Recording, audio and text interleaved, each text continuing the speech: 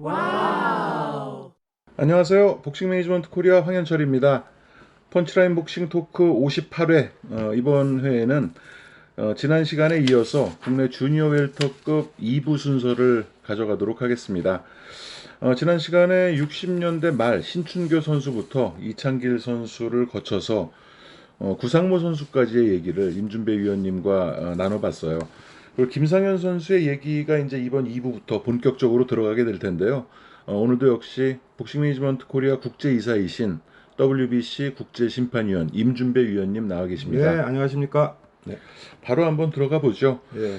지난 시간에 구상모 선수가 토마스 아메리코에게 타이틀을 상실하면서 커리어를 마감하는 얘기까지 저희가 나눴었는데요. 사실 이창길 선수가 웡소 수세노에게 타이틀을 뺏기고 또 웡소 수세노가 그 타이틀을 그 모이세스 칸토하에게 뺏기면서 네. 김상현 선수가 모이세스 칸토하를 부산으로 불러 들여옵니다. 네. 그게 1978년이고 그 칸토하에게 판정승을 거두면서 첫 타이틀을 차지하게 되거든요. 그래서 동양 챔피언에 오르게 되는데 이때가 이제 78년 9월이었고 바로 78년 12월에 그 사인상 무항수린을 KO시키면서 세계 챔피언이 되면서 자연적으로 타이틀은 공석이 됐고 그 공석이 된 타이틀을 구상모 선수가 동양 챔피언이 되었다가 아메리코한테 뺏겼습니다. 그리고 아메리코에게 구상모 선수가 타이틀을 뺏긴 것이 80년 8월, 또 김상현 선수가 만비에게 타이틀을 뺏긴 것이 80년 2월, 그리고 구상모 선수가 은퇴를 하면서 81년 4월에 김상현 선수와 한국 챔피언이던 최경환 선수가 그 OPBF 결정전을 갖게 되죠. 그럼 이제 다시 거슬러서 이게 참 그 뭐 이렇게 연도별 할 때는 딱딱 날짜가 있었는데 이게 뭐 체급을 하다 보니까 뭐 앞으로 갔다 뒤로 갔다 하고 혹시 그 우리 황 대표님하고 저하고 얘기하다 뭐 빠지는 부분이 있으면 나중에 좀 게시판이라도 좀 말씀을 해주셨으면 좋겠네요. 그래서 다시 김상현 선수를 백업을 하자면 뭐 조금 아까 얘기하신 대로 이제 그 78년도에 그 모이세스 칸토하를 부산으로 불러들여서 동양 타이틀을 획득을 하죠. 그래서 1회 때 저번 시간에 말씀드렸듯이 그 수세나와의 그 웡서 수세나와의 그 첫 동양 타이틀 도전은 실패로 끝나고 두 번째 도전에서 동양 챔피언이 되는데 이 사실 그 당시에 복싱 인기로 봤을 때 김상현 선수는 굉장히知名도가 낮았어요. 부산 지역이라 예. 또 그런 것도 있었을 거의 거예요. 서울에서 시합도 안 했고 그렇죠. 했기 때문에 사실 그 동양 챔피언이 됐을 때도 별로 스포트라이트를 받지를 못했고 뭐 구상모나 그다음 그 전에 뭐 구상모 선수라든지 뭐 김종호 선수라든지 그 전에 이창길 선수 같은 어떤 그 서울을 주무대로 하는 그런 간판이 아니었기 때문에 그런지 몰라도 김상현이 누구지 뭐 이런 그 의문점을 많이 달았던, 그리고 사실 스포츠 잡지에서도 김상현은 누구인가 하는 그런 기사를 다뤘을 정도였는데 처음에는 별로 스포트라이트가 없었는데 그에 느닷없이 그 사인상 무항수린의 세계도전 얘기가 그렇죠. 나왔죠. 그래서 사인상 무항수린은 이제 그 이 당시가 그 두 번째 챔피언 재임 기간 중에 이 시합이 8차 방어전이 됐을 거예요 아마. 그래서 뭐 무항수린을 잠깐 얘기를 하면 같은 뭐 아시아계니까 그 무에타이 아주 그 전설적인 그 무에타이 그 태국 그 챔피언이었죠. 맞습니다. 그래서 룸핀이었나요? 룸핀이었어요. 예. 그래서 그 태국의 킥복싱은 크게 두 개로 나누죠. 룸피니 계열과 라즈담나 계열을 나누는데 라즈담난. 예, 그 룸피니 계열이 아주 그 슈퍼스타였죠 태국에서는. 그래서 그 복싱으로 전환을 하는데 프로 데뷔전에서 루디 바로 그 여담이지만 그 저 사인상 무항수린의 경기를 무에타이 경기를 네. 그 호세 슐레이만 회장이 직접 보고 나서 예. WBC에도 무에타이를 창설을 하고 예. 또 3전 만에 세계 도전 기회를 준 걸로 들었습니다. 그게 맞는 건가요? 그건 저도 잘 모르겠어요. 어쨌든 그 태국에서는 슈퍼스타였어요. 그렇죠. 슈퍼스타였고 일전째 그 루디 바로라는 하와이에서 그 활동을 한 필리핀 복서인데 이 루디 바로는 세계 랭킹도 잠깐 들어갔던 선수예요. 맞습니다. 이 선수를 1회 KO 시키는데 거의 뭐 전기 충격 맞고 쓰러지듯이 그렇게 프로 데뷔전을 치렀고 이전째는 그 당시면은 70 그러니까 세계 타이틀을 한 번 했을 때는 라이언 후레야마 이 선수를 불러서 2차 방어전을 하는데 라이언 후라야마가 세계 랭커였죠. 하위지만 그 눈부상 TKO로 이기죠. 그래서 3전째. 이게 지금도 기록이죠. 세계 타이틀 도전. 기록이죠. 로마첸코가 2전째 했지만 졌어요. 예, 획득을 못했으니까. 그래서 3전째. 그 당시에 이제 그 세계 WBC 챔피언이었던 그 페드로 페리코 페르난데스 스페인 선수죠. 근데 이 선수는 스페인 선수지만 굉장히 공격적이에요. 그 금발에 그 아주 그 스페인 미남인데 좀 나약해 보이긴 하지만 상당히 그 터프함이 있는 선수인데 이 선수를 그 방콕으로 불러들이죠.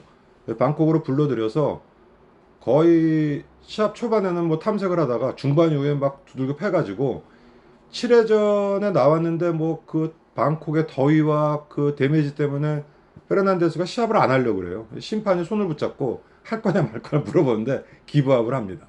해가지고 그 무앙수리가 3전 만에 이제 세계 챔피언이 됐죠. 해가지고 이 무앙수리는 그 이후에 뭐 그 방어전에서 그 스페인에 다시 원정을 가죠. 그래서 페르난데스가 아니고 그 베라스케스라고 아주 그 노장이에요. 스페인에 이 선수 하는데 그 뭐 잡듯이 잡았는데 그 공이 흘리는 4라운드였죠.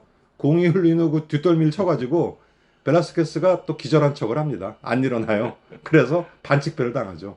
그래서 첫 타이틀을 뺏기고 첫 번째 그 세계 타이틀을 뺏기고 하지만 WBC에서는 바로 그 재시합을 명령해서 두 번째는 2라운드에 1라운드부터 너 죽어봐라 그래서 2라운드까지 4번인가 다운시키고 다시 타이틀을 빼앗죠. 화가 좀 많이 났던 것 같아요. 아주 그 분노의 그 펀치를 해서 2회 KO를 이기고 이후에 이제 그 무행살인의 왕조가 시작이 돼서 그 1차 방어전에서는 그 두란이나 뭐 베니테즈나 많은 선수와 그 그룹으로 섞었던 몰로 브룩스를 태국의 그 코라시죠. 코라스에 불러들여서 15회 KO를 이기는데 그 당시에 기사는 뭐 역대 아시아에서 벌어졌던 최고의 세계 타이틀 매치였다는 뭐 그런 기사가 나왔을 정도로 이제 그런 명승부를 펼쳤고 뭐 2차 방어전, 3차 방어전 뭐 스페인 원정도 가고 때로는 뭐 사울람비 같이 그 테크니션에게 좀 어려운 시합도 했지만 어쨌든 이 선수는 뭐 진짜 터무니없는 강함?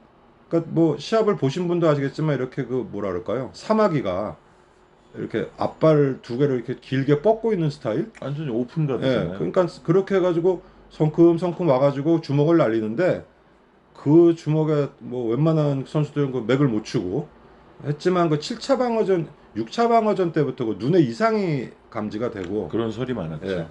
7차 방어전에서 그 역전 KO로 이겼지만 좀 초반에 많이 고전을 했고 그리고 이 선수가 그 보면은 좀 방탕했던 것 같아요. 맨날 그 뭐 나이트클럽 가 있고 뭐 여자들에 둘러싸여 있고 했기 때문에 뭐 지금 시점으로 인생을 즐기면서 살았는지 모르지만 사실 그 김상현 선수와의 시합을 하러 왔을 때는 이미 어떤 복싱을 접으리라는 생각을 좀 했었는지도 모르겠고 자만심이 가득 차 있었던 것 같아요. 연습 부족이었죠. 그래서 그 일본의 가스이시마츠와의 방어전 와서도 거의 뭐 놀다시피 하다가 그 뭐 이기고 가고 좀 약간 좀 기행을 많이 했고 뭐 이랬던 선수인데 이 선수를 불러다가 김상현 선수가 전혀 그 예기치 못하게 이 시합이 그 거의 그 연말에 했는데 12월 30일에 했어요. 예. 그래서 그 당시 지금하고 틀리게 그 당시에는 12월 그 30, 31일부터 세모라 그래서 구정 연휴가 없고 신정 연휴가 있었기 때문에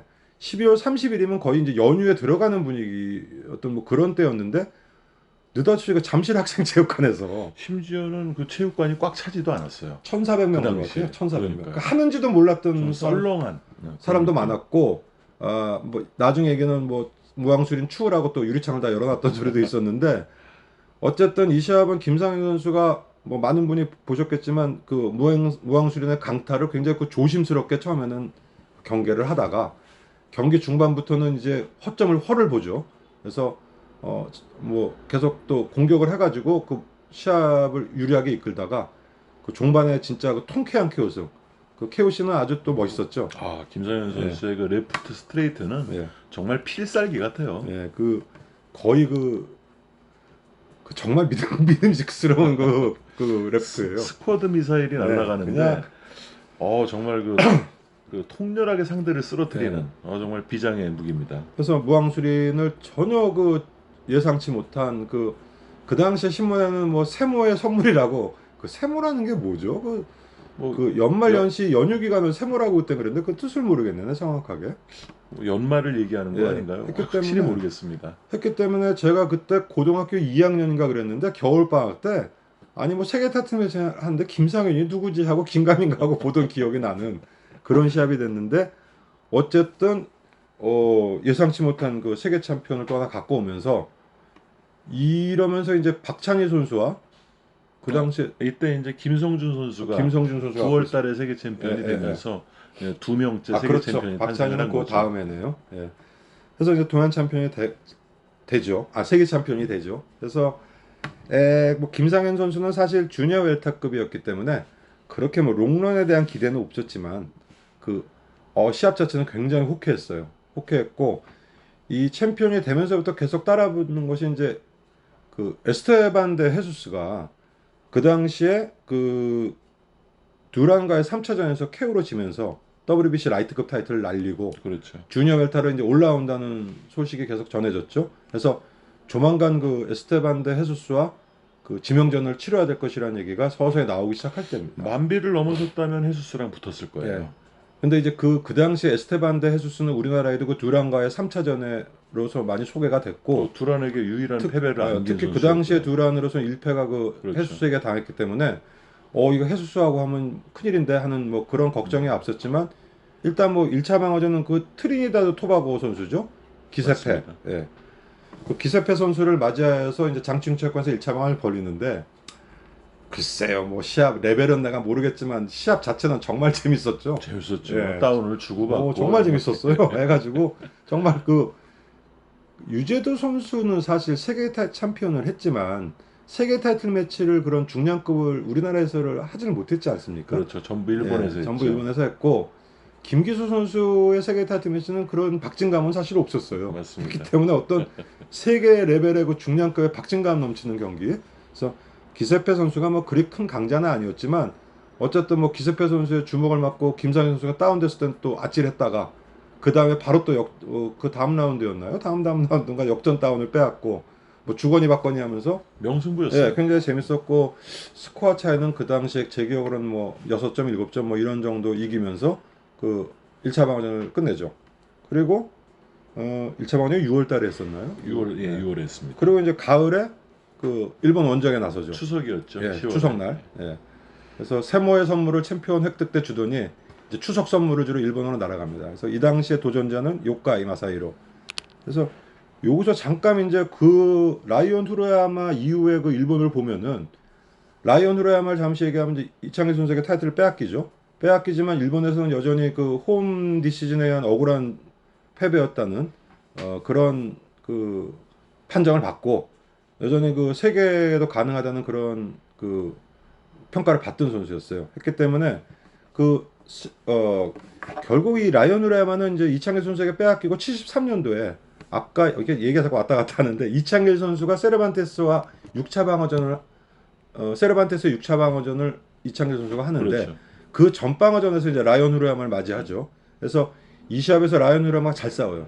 그래서 그 세르반테스가 챔피언 된 이후에 처음으로 아웃복스로 돌고 그 초반에 좀 그 후르야마의 그 공격을 좀 받고 안전 운행을 하게 되죠. 그래서 라이온 후르야마는 이 시합을 끝나고도 그 명챔피언 세르반테스와 잘 싸웠다는 평가를 받았고 74년도에 다시 한번 또 세계 타이틀 도전 기회가 열립니다. 그래서 이 타이틀은 그 WBC에 자꾸 왔다 갔다 얘기하는데 그 브루노 아르카리 9차까지 세계 타이틀을 방어했던 브루노 아르카리가 타이틀을 가진 채 은퇴를 합니다. 맞습니다. 예, 체급을 올린다고 은퇴를 했는데 이 타이틀의 결정전을 그 좀 전에 얘기했던 그 무앙슈렌에게 빼앗겼던 페르코 페르난데스와 로마에서 그 타이틀 결정전에 라이온 후르야마가 나가죠.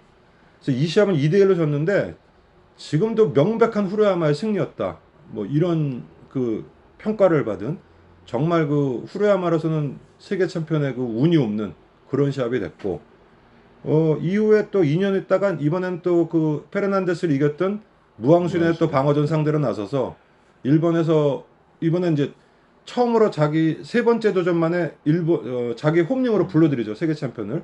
하지만 이 당시에 무앙슈리는 정말 이제 막 물이 오르기 시작할 때이기 때문에 라이온 후르야마가 이제 경기 초반에 눈부상을 당하고 15라운드 내내 그냥 좀 어려운 시합을 하고 판정패를 당하고 이러고 나서 이제 다시 후레야마는 일본 챔피언을 하면서 재기를 꿈꿨지만 그 커리 후지 아, 예. 그 원래가 뭐죠? 커리 후지가 후지 커리 브루스 커리 그 뭐 아까 얘기했던 베니테즈라든지 몰로 브룩스 또 뭐 후에 뭐 여러 그 세계 나중에 이제 그 WBC 챔피언 되는 그 커리 후지가 일본에 잠깐 수입 선수로 와 있었죠. 그렇죠. 예. 그래서 그 미사코 오짐으로 와 있었죠. 짐은 기억이 안 나요. 그래서 그때 잠깐 있었어요. 미사코 버네트라고 제시 버네트라는 라이트 헤비 선수와 같이 왔었어요. 근데 이 커리 유저에게 충격의 케어패를 당합니다. 그래서 라이언 후라야마가 종신 전적이 두 번의 케어패가 있는데 한 번은 그 무항수련에게 부상티 케어패고 진짜 케어패는 이게 처음이에요. 그렇죠. 예. 그래서 뭐 이 시합을 마지막으로 이제 뭐 라이언 후라야마도 그 시대를 맞추고 그리고 일본은 그 당시에 또 빼놓을 수 없는 선수가 가도다 시니치가 있었죠. 아, 그렇죠. 예, 그래서 이 선수는 원래 라이트급 선수인데 그 라이트급에 굉장히 유망주고 그 우리나라의 라이트급 동양 챔피언을 잠깐 했던 조영철 선수 이 선수를 KO로 이기면서 동양 라이트급 챔피언이 되죠. 돼가지고 정말 세계를 바라고 그리고 이 선수 이 가도다 시니치는 이 나름 실력이 깊었던 게 하와이 수행이라고 해야 되나? 하와이에 가서 체제를 하면서 거기서 시합을 많이 했어요. 근데 70년대 일본 복서들이 네. 하와이에서 시합 많이 예, 합니다. 그래서 그 외국 그 어떤 원정 경험도 많이 쌓고 했기 때문에 했는데 이 선수는 세계 타이틀을 앞두고 가스 이스마츠 후에 저 WBC 라이트급 챔피언인 가스 이스마츠와 방어전을 하는데 그 전에 가스 이스마츠를 이긴 적이 있어요. 그래서 그 당시에 가스 이스마츠가 뭐 우리나라에 왔을 때 이창길 선수와도 했고 했는데 뭐 12패 정도 아니야 11 약간 10패가 넘었을 거예요 아마 전적. 근데 이 가스 이스마츠에게 져요 가두다가 그래서 세계 진출의 길이 막히고 후에 이제 복귀를 해서 74년도에 주니어 웰터급으로 세계 타이틀 도전을 한번 합니다. 그래서 그 세르반테스의 8차 방어전이었나요? 그 이창길 선수와의 방어전을 끝내고 세르반테스가 이번에 일본에 옵니다. 일본에 와서 자신을 선보이는데 이 MBC 권투에서 해줬는데 8회 KO가 됩니다. 다운을 6번인가요? 8번. 당하죠. 8번인가요? 8회 KO 되는데 몇 라운드가 한 번 쉬고 대신에 딴 라운드에서 2번 되고 어쩌고저쩌고 해서 8회 약간 8번 다운되고 KO패가 됩니다. 쓰러지면 용수철처럼 일어나더라고요. 하지만 정말 그 세르반테스가 야 저거는 정말 이 레벨이 우리 동양과는 틀리다는 걸 다시 한번 보여준 그런 시합이었고 이 시합도 MBC 권투에서 그 당시에 중계를 해줬죠. 그래서 뭐 잠깐 또 샛길로 가서 일본의 비슷한 시대 얘기를 하면 그 라이언 후라야마 그리고 이제 가도다 시니치 선수가 그 일본에는 대표였는데 가도다 시니치는 지금도 일본에서는 좀 불운의 선수 그 실력에 비해서 그 더 뻗어나지 못했던 그런 선수로 평가를 받고 있죠. 자 그리고 다시 이제 또 김상현 선수로 돌아오면 해서 그 기세페 선수와의 1차 방어전을 끝내고 요카이 선수 얘기를 했죠. 그렇죠. 그래서 이제 그 일본에 날아간 얘기까지 예. 했습니다. 그래서 이제 라이언 후라야마 가도다 시니치의 뒤를 이은 게 요카이 선수가 이제 주니어 웰터급 혜성처럼 나타났죠. 그래서 굉장히 그 물불을 안 가리는 그런 공격력 그리고 그 뭐 타격전을 아주 그 마다하지 않는 그런 아주 그런 어그레시브한 스타일로 그 굉장히 그 팬들의 인기가 많았고 그 일본 쪽에서도 상대적으로 주니어 웰터급 정도 되는데 그 세계 챔피언이 동양권이라는 게 만만해 보였을 거예요. 그렇겠죠. 예, 뭐 가깝기도 하고요. 무슨 뭐 안토니오 세르반테스 뭐 이런 게 아니기 때문에 뭐 나름 승산을 걸었겠죠. 걸고 아까 황 대표님이 말씀하신 대로 이제 추석날 시합이 벌어집니다. 그래서 이 시합은 그 당시 TBC였죠. TBC에 시황 중계를 했습니다. 했는데 이 시합도 재밌었죠. 또 정말 재밌었습니다. 그래서 그 중반엔 그 아주 그 요가의 그 자포자기식 공격이라고 해야 되나요? 거의 무슨 막가파였죠. 감이 가지고 옥새 돌격하듯이 들어오는데 또 김상현 선수가 맞아가지고 휘청거리는 장면도 이 시합은 지금도 생각나는 게 거의 이제 마지막에 그 아나운서 멘트가 뭐 비틀비틀 요가이 막 그러고 했는데 정말 그 처절한 난타전 끝에 이제 KO 승을 거두고 챔피언 획득에 이어서 이제 추석 선물을 또 김상현 선수가 우리에게 안겨주죠. 그것도 또 일본 원정에서 네. 그렇게 했기 때문에 네. 김상현 선수의 경기가 참 재밌었어요. 재밌는 경기들이 재밌어요. 되게 많았어요. 그 뭐 세계 챔피언 시절이 아닐 때도 그렇죠. 재밌는 시합이 많았어요. 그 김강민 선수와의 그 후에 라이벌전도 나름 재밌었어요. 네. 어쨌든 그래서 요카이 선수와 2차 방어전을 끝내고 이제 뭐 롱런 가드는 아니지만 굉장히 인기 챔피언이 됐죠. 그리고 그러면서 롱런에 대한 기대를 심어줬죠. 네. 그래서 다시 이제 이때 대두되던 게 그 에스테반 데 헤수스가 주니어 웰터급으로 정급을 하면서 이 선수의 지명전 얘기가 나왔는데 에스테반 데 헤수스가 WBA 쪽으로 타겟을 돌리죠. 맞습니다. 예, 그래서 이제 세르반테스 쪽으로 도전을 하고 느닷없이 1위로 치고 올라온 게 사울만비였어요. 근데 이 선수는 이제 뉴요커인데 혹시 이거 기억나세요? 이때까지 그 우리나라 올 때 전적이 한 10몇 회 있었는데 그렇죠. 14패인가? 정확한 기억 안 나는데 패가 엄청나게 그 많았어요. 이 선수는 그 이 당시에 왔을 때 나이가 32 이미 노장이었고요. 했고 미국에서 이제 뉴요커인데 택시 운전을 해요. 그리고 이 선수는 후에 60세까지도 그 현역을 했을 그렇죠. 만큼 그러니까 49년생인가 그럴 겁니다. 그러니까 복싱에 그냥 뭐 평생 업으로 하는 그냥 뭐 그 택시 운전하다가 내일 시합 잡혔다고 뭐라 그래 이게 그 무슨 복서라 그래야 되지? 그러니까 관리형 복서가 아니고 타고난 강골이죠. 네. 했는데 이 선수는 이제 그 강하진 않지만 그 아주 그 세계 탑 클래스를 굉장히 애먹였던 그리고 터프니스가 예. 만만치 않은 그 선수입니다. 두란도 굉장히 애를 먹었고 맞습니다. 그 아까 일전에 얘기했던 그 무왕순의 방어전 때도 나왔는데 2대1 판정이 나왔어요. 근데 뭐 무왕수리는 주도권을 잡고 있었다 그러지만 크리니트 쪽에서는 만비가 앞섰다 그러고 그러니까 만비 같은 스타일의 선수가 포인트는 질 수 있지만 네. 상대에게 끌려가질 않아요. 그러니까 압도를 안 당해요. 상대의 페이스에 말리질 않고 본인 페이스로 경기를 가져갑니다. 예. 근데 펀치력이 좀 세다든지 스피드가 좀 빨랐다면 아마 대단한 그 명선수가 됐었을 텐데 그런 부분이 좀 부족함에도 불구하고 그런 그 내구력을 몰랐죠. 그래서 그 당시에는 다시 반복된 얘기지만 어떤 그 정보가 지금처럼 그렇게 발달이 되지 않았고 뭐 유튜브가 있었던 것도 아니고 했기 때문에 전적만 보고 판단하는 전적 보고 나이 보고 그렇죠. 그러니까 뭐 30 몇 승에 뭐 12패 KO 펀치도 아니고 나이는 32이고 뭐 이러니까 야 이건 아주 지명도전자로서는 굉장히 수월하겠구나 하는 생각과 그 당시에 뭐 만평을 보면 싸울 만비가 뭐 싸울 마음이 없는 거라 그래서 싸울 만비다 그러고 그 이제 그 타이틀을 김상현 선수한테 뺏어간 후에 예. 재대결을 계속 보이콧하니까 싸울 마음이 없다 이제 이렇게 그랬나요? 하여간 어쨌든 해서 지명도전 쳐놓고는 김상현 선수에게 굉장히 럭키한 상대라는 평가를 받았는데 실제 시합에서도 뭐 그 압도는 못했지만 잘 끌고 갔어요 김상현 선수가. 포인트 면에선 이기고 있었어요. 예, 그래서 뭐 잘 끌고 갔는데 무슨 이유인지 그 13, 뭐 무슨 이유가 아니겠죠. 14라운드에 나름 찬스를 받겠죠. 봐서 공격을 들어가다가 정말 막 그러니까 이게 보고 있으니까 테레비로 봤는데 공격을 하던 순간에 어느 순간에 김상현 선수가 화면에서 없어졌어요. 그러고 보니까 바닥에 진짜 바닥을 기고 있는 본인이 무왕수린을 쓰러뜨릴 때와 거의 비슷한 그 방식으로 넘어갔습니다. 그러니까 이게 이 바로 일주일 전에 김태식 선수가 이바라를 이기고 정말 그 전 국민적인 그 어떤 센세이션을 불러일으키면서 세계 챔피언이 됐지 않습니까? 그렇죠. 뭐 무모한 공격은 아니었는데 나름 뭐 그 공격을 하다가 정말 그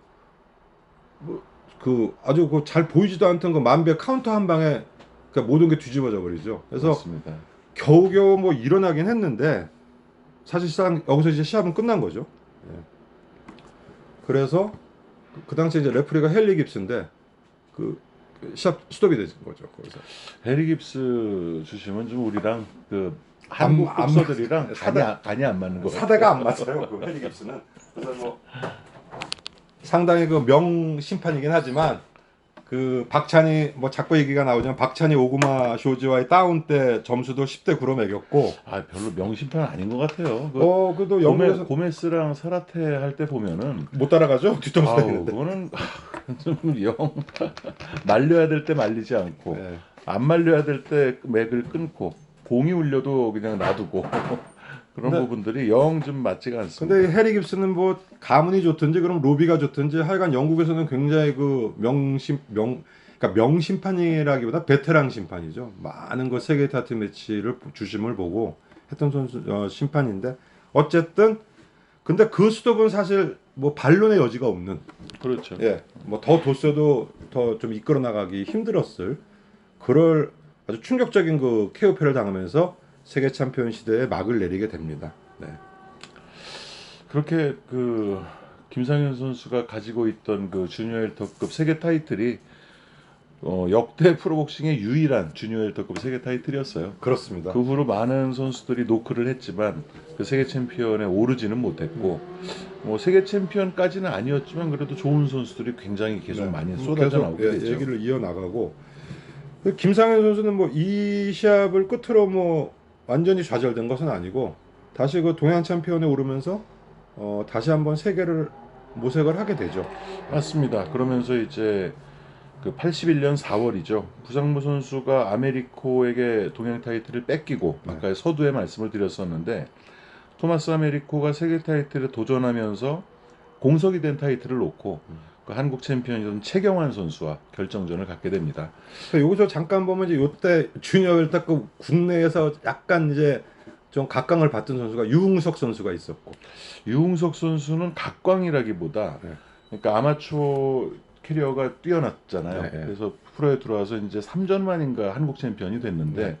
첫 방어전에서 이동복 선수에게 타이틀을 그렇죠. 뺏깁니다. 그리고 라이트급으로 내려요. 네. 그래서 주니어 웰터급에서는 사라집니다. 그렇죠. 라이트급으로 했고 또 백상현 선수가 또 있었죠. 그리고 이제 이동복 선수를 최경환 선수가 그 이기고 한국 챔피언이 되는데 이 최경환 선수의 본명이 최형환 선수예요.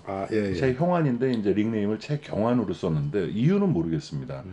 그래서 두 번 방어전을 하고 이제 그 후에 그 저 김상현 선수와 동양 타이틀 결정전을 갖게 되는데 그 동양 타이틀 결정전에서 지게 되면서 공석이 된 한국 타이틀을 백상현 선수가 네. 이제 만년 한국 1위였던 네, 백상현 선수. 박태훈 선수와 결정전을 가지면서 백상현 선수가 챔피언이 되죠. 근데 이 백상현 선수가 그 김상현 선수에게 또 동양 타이틀 도전을 해요. 네. 그래서 2차 방어 상대로 나서게 되는데 81년 12월에 김상현 선수가 토마스 아메리코를 꺾고 1차 방어에 성공을 하고 그리고 2차 방어전을 이제 82년 4월에 그 백상현 선수가 갖게 됩니다. 그래서 이 당시만 해도 한국 챔피언이 돼서 뭐 운이 좋으면 바로 아니면 한두 번 방어전을 거치게 되면 거의 동양 타이틀에 도전하는 그런 수순을 밟게 됐어요. 동양 타이틀을 노리게 되죠. 어느 체급이든지 그런 그 현상이 벌어졌던 것 같아요. 그래서 이때도 백상현 선수를 군말 없는 판정으로 이겼고 또 3차 방어전에서는 플래시 로메오를 또 꺾으면서 그 아론 프라이어에게 지명 도전을 하게 되는. 그래서 이 얘기는 그때 연도별에 얘기를 했지만 그 처음에 KBC에서 불호를 했었죠. 그렇죠. 그래서 아론 프라이어가 이 김상현 선수하고 할 때는 정말 최전성기죠. 맞습니다. 최전성기고 그 뭐 이제 그 전에 이제 그 동양권에서는 그 가메다 아키오가 한번 도전했죠. 이제 가메다 아키오 경우는 그 일본에서 센세이션을 좀 몰고 왔어요. 그러니까 데뷔전을 미국에서 치르고 그 이후로 연속 KO승을 계속 기록을 하다가 이 선수는 가메다는 웰터급 선수였어요. 네, 그렇죠. 그래서 일본 웰터급 챔피언으로서 계속 방어전을 하면서 17전 전승 14KO.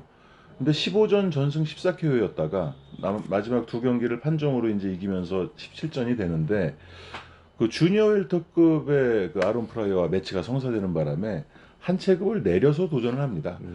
근데 뭐 다들 아시다시피 첫 라운드에 먼저 다운을 뺐지만 이후에 5번이 다운되면서 이기고 그 일본 챔피언이 되면서 그 추후에 이제 김흥식 선수와 또 2번의 결전을 갖게 되고요. 김흥식 뭐 나중에 다시 얘기했지만 김흥식 선수에게 2번을 연속 KO패하면서 완전히 세가 꺾이고 첫 패는 사실 그 스톱이 좀 빨랐어요. 좀 빨랐고 그런 것 때문에 그 이의가 받아들여져서 2번째 도전을 했지만 2번째는 뭐 군말 없는 그 김흥식 선수의 라이트 카운터를 맞고 다운되면서 타올이 들어와서 바로 이제 경기가 스톱되는. 그래서 이 가메다도 굉장히 그 잘생겼죠. 그렇습니다. 그리고 아주 장신 한 180 정도 되는 것 같던데. 아마추어 경력도 상당히 아마추어 경력 좋고 굉장히 유망주로 각광을 받았는데 결국은 프라이의 벽에 울고 또 그 중요한 그 어떤 시기에 김흥식 선수에게 어쨌든 그 2번의 연속 KO패를 당하고 그 후에 87년도에 그 IBF 타이틀에 한번 도전을 하죠. 그때는 이제 JBC를 벗어나서 JBC를 벗어나서 제명된 상태에서 도전합니다. 그냥 이건 뭐 마지막이라는 생각으로 했는지 해서 그 당시 테리마시죠? 그렇습니다. 테리마시의 IBF 타이틀을 도전했다가 이 시합은 뭐 무참하게 그냥 KO패 당하는 뭐 그런 시합이 됐는데 뭐 가메다의 진짜 가메다라고는 할 수가 없고 거의 뭐 은퇴를 앞둔 상태에서 그냥 세계 타이틀 도전을 했던 그런 시합이었고 뭐 그러면서 이제 가메다도 사라지게 됩니다. 어디 얘기하다가 지금 가메다로 갔죠, 근데? 그 가메다 학교가 그 당시 이제 동양권 얘기를 하고 있었는데 네.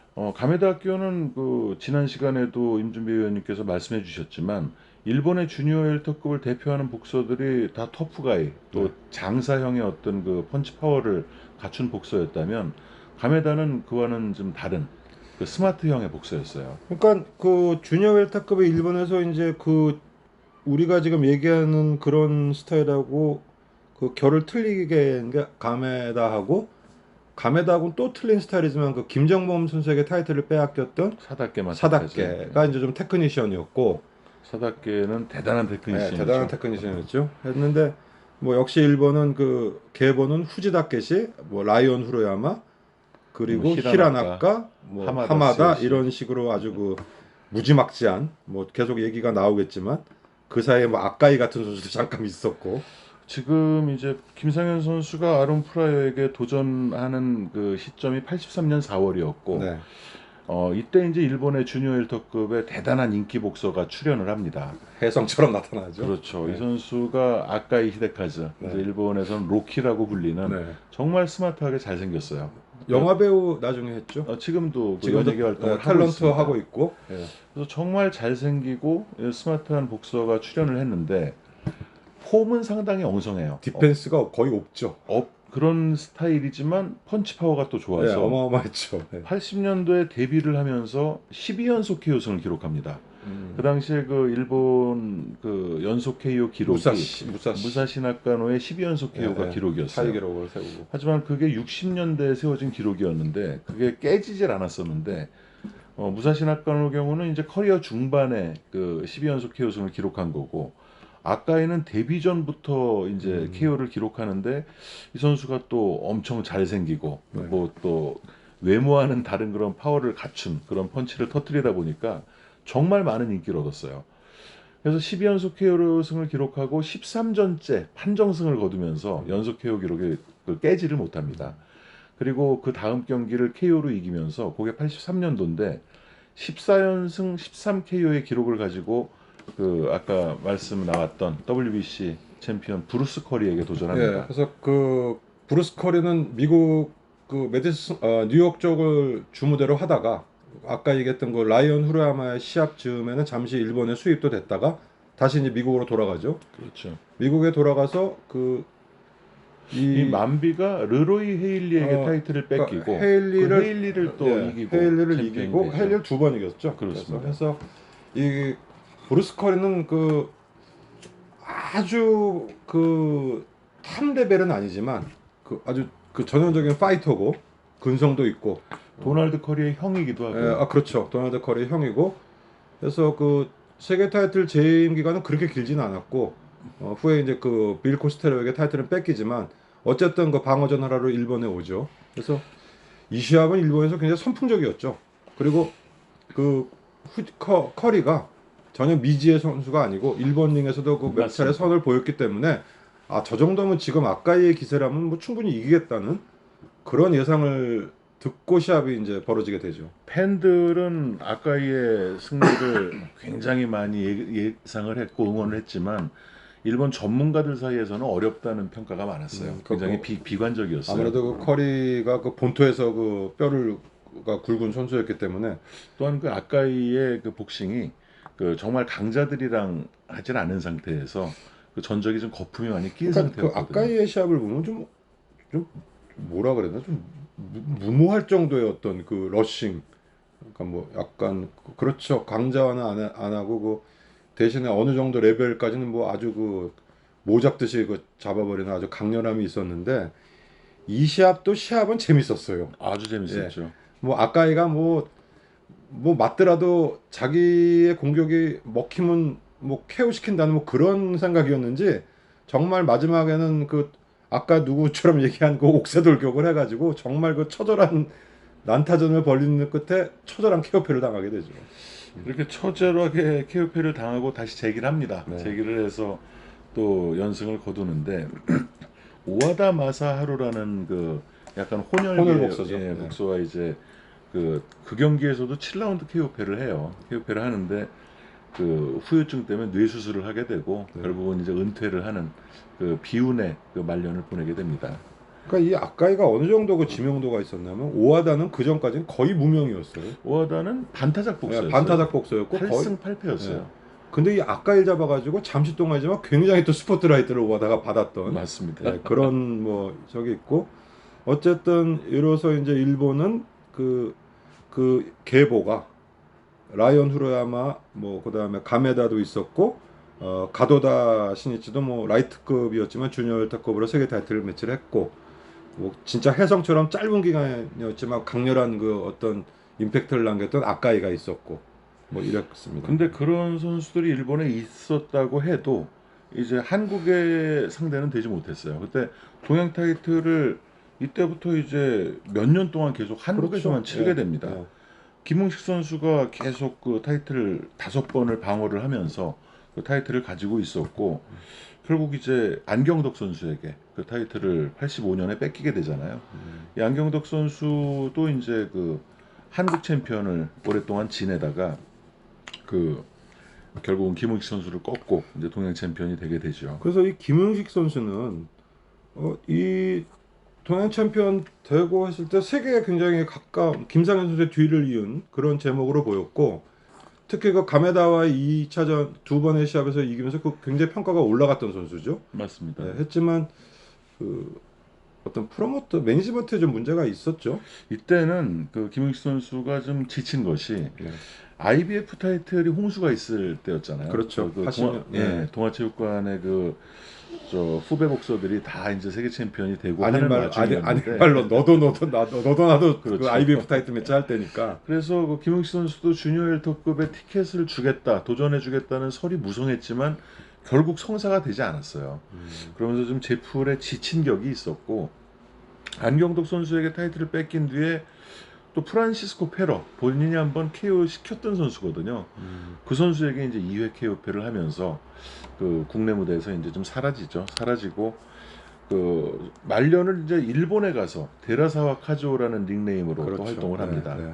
그래서 거기서 2차례 KO승을 거뒀지만 결국 이제 더 선수 생활을 이어가지는 못하게 됐어요. 그래서 그 김웅식 선수 현역 시절 시합 보면 굉장히 샤프하고 주먹 파워가 아주 그 저는 이 김웅식 선수는 약간 최재훈 선수 느낌을 좀 받은 것도 있거든요. 좀. 비슷하네요. 예, 좀 그 스타일도 그렇고 좀 큰 최재훈 같은 그런 느낌이었는데 어쨌든 뭐 아까운 선수였죠. 그래서 최지원 선수보다 펀치력은 좋고 그렇죠. 테크닉은 조금 떨어지는 어쨌든 그런 선수 같았어요. 그 우리나라 지금 계속 얘기하는 그 신춘교 선수부터 해서 이창길, 뭐 구상모, 김상현을 그 잇는 계보를 잇는 어떤 테크니션 펀처 뭐 맞습니다. 그런 느낌이었는데 의외로 그 아주 뭐 크게는 안 됐던 그런 선수였고 요때 이제 한국 타이틀을 잠깐 보면 그 백상현 선수가 그 박태훈 선수와 결정전에서 한국 챔피언이 됐다가 그 김상현 선수에게 도전하면서 타이틀을 반납을 했고